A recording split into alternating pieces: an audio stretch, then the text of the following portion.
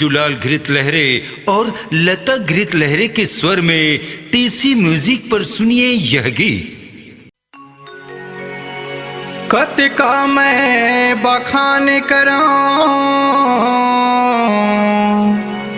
औ कतिका करां बड़ाई गा गिरदपुरी के पावन माटी बाबा चारों धाम समाएगा। गिरदपुरी के पावन माटी बाबा चारों धाम समाएगा। बोले परम पूज्य गुरु घासीदास बाबा की जय।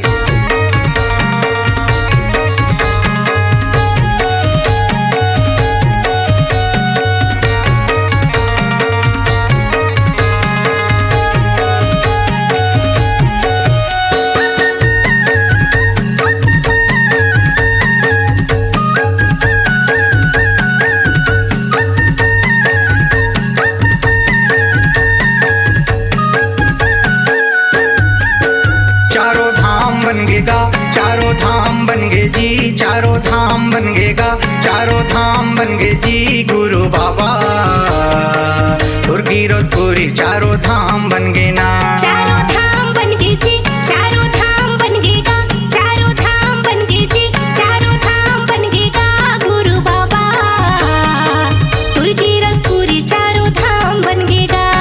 छोड़े तोर निशानी जय खाम बन गएगा, छोड़े तोर निशानी जय खाम बन गएगा गुरु बाबा तोर गिरदपुरी चारों धाम बन गए ना।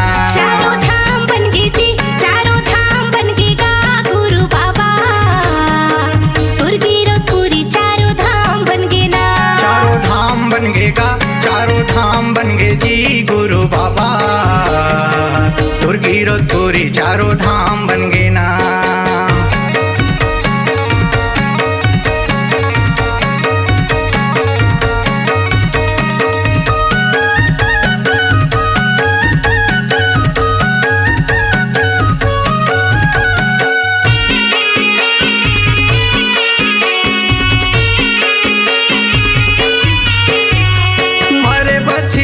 बाबा तही हाजी लाए है, मारे बछियाला बाबा तही हाजी लाए है। माता सतपुरा ला तही अमृत पिलाए है, माता सतपुरा ला तही अमृत पिलाए है। मारे बछियाला बाबा तही हाजी लाए है, मारे बछियाला बाबा तही हाजी लाए है।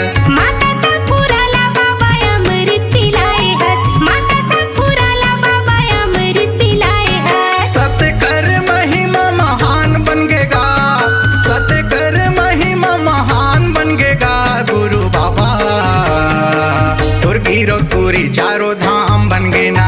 चारों धाम बन गए जी, चारों धाम बन गएगा गुरु बाबा तोर गिरदपुरी चारों धाम बन गए ना। चारों धाम बन गएगा, चारों धाम बन गए जी गुरु बाबा तोर गिरदपुरी चारों धाम बन गए ना।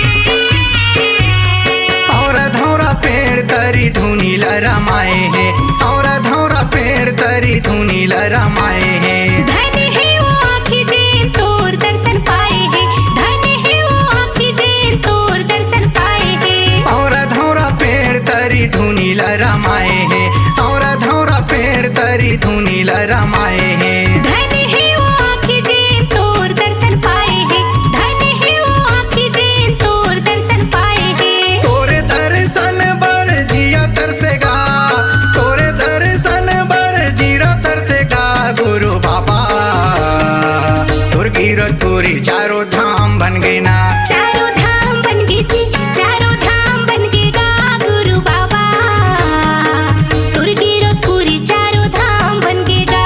चारों धाम बन गएगा, चारों धाम बन गए जी गुरु बाबा तोर गिरदपुरी चारों धाम बन गए ना।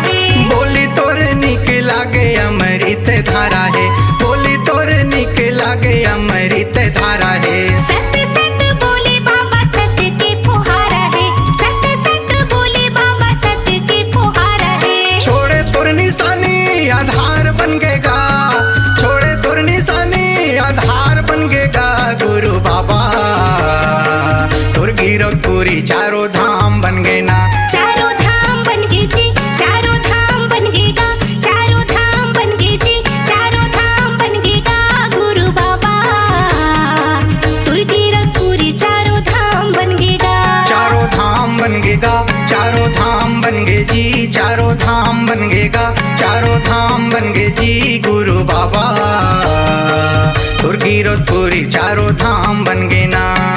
छोड़े तुर निशानी जय खाम बन गए गा, छोड़े तुर निशानी जय खाम बन गए गा गुरु बाबा तुर कीरतपुरी चारों धाम बन गए ना। चारों धाम बन गए जी, चारों धाम बन गए गा गुरु बाबा तुर कीरतपुरी चारों धाम बन गए ना।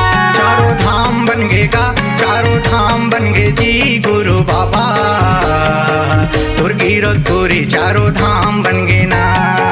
तुर कीरतपुरी चारों धाम बन गए ना। तुर कीरतपुरी चारों धाम बन गए ना। तुर कीरतपुरी चारों धाम बन गए ना। छत्तीसगढ़ी लोक कला मंच रंग झांझर ग्राम हाथाडाड़ू नवागढ़ जिला बेमेतरा की रंगारंग प्रस्तुति। गायक रज्जूलाल घृत लहरे, गायिका लता घृत लहरे। कार्यक्रम हेतु संपर्क करें मोबाइल नंबर 7987355514 और 9977115733।